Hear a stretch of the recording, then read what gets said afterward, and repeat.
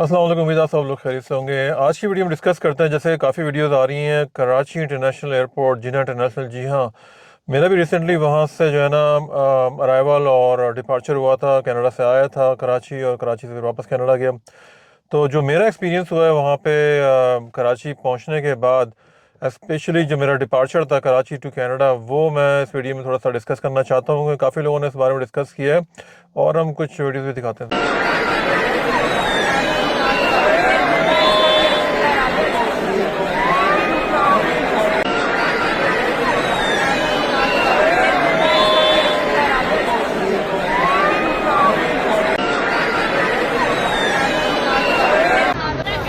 लग रहा है रेलवे स्टेशन इतना रश है, बच्चे औरतें,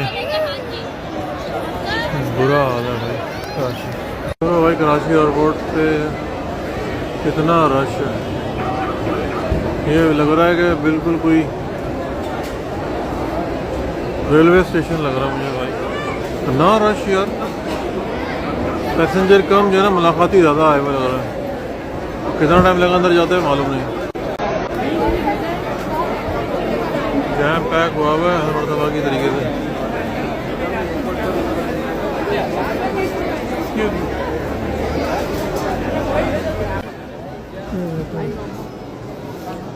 इमिग्रेशन में कितना रश है, I don't know how long it's gonna be.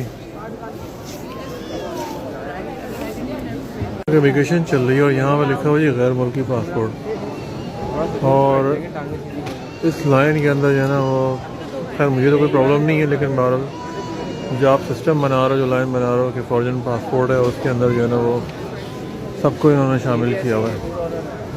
ये कोई अच्छी चीज़ मतलब नहीं है, हमने सबको एक ही लाइन में डाला हुआ है।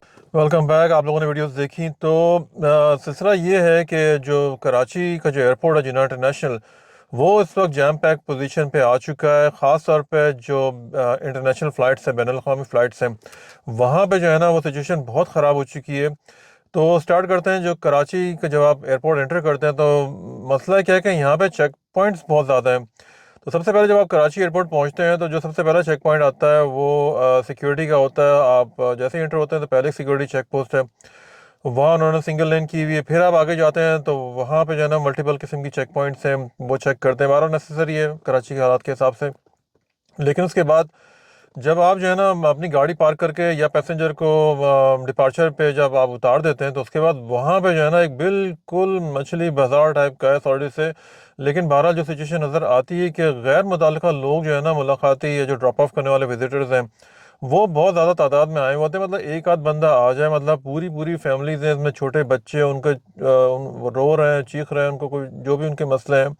उसके साथ साथ मतलब जो लाइनअप होता है जो मेन डोर अंदर जाने का, तो वहाँ पे एक जो है ना वो बंदा खड़ा हुआ है, आपके पासपोर्ट और डॉक्यूमेंट्स वगैरह सब चेक करके आपको अंदर जाने दे रहा है। तो ये जो सबसे इनिशियल स्टेप है ना जो अंदर जाने का, यहाँ पे जो है ना वो सैकड़ों की तादाद के अंदर ऐसे लोग आए हुए होते हैं जिनका कोई उससे ताल्लुक नहीं है। वो सिर्फ खुदाफिज कहने या ये सब कहने के लिए आए हुए होते हैं। मतलब वो जो लाइन है वो बिल्कुल जो है ना वो लोगों की जो रश है ना उससे भरी हुई होती है। तो इंटरनेशनल ट्रैवलर जो है ना वो बहुत ज़्यादा पैनिक हो जाता है कि पहले जो है ना वो एक माहौल से आ रहा होता है, थोड़ा अपसेट होता है, वापस जाना होता है, उसका प्रेशर होता है, फ़्लाइट ना मिस हो जाए, बैगेज का चेक इन बैगेज होती है, उसका वेट होता है कि उसका थोड़ी प्रॉब्लम होती है, परेशानी होती है कि भाई ओवर वेट ना हो जाए।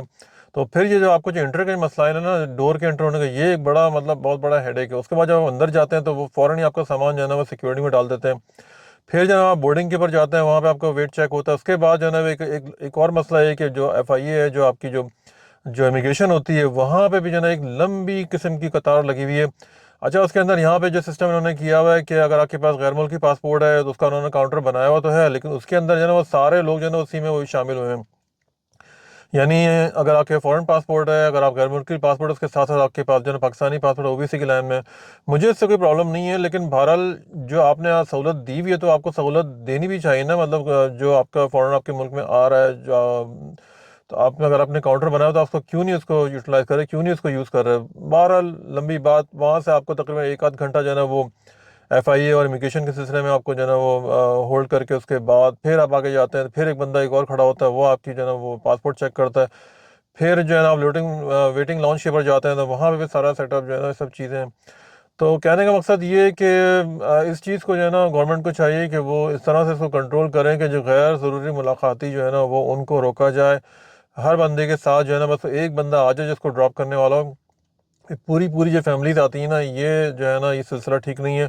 आपको अगर अपने अगर आपको किसी से मिलना है तो आप मतलब घर पे ही मिलना है, उसको क्या ज़रूरत है कि पूरी पूरी फैमिली जो है ना बच्चों के साथ, छोटे बच्चों के साथ, वो भी बच्चे परेशान होते हैं।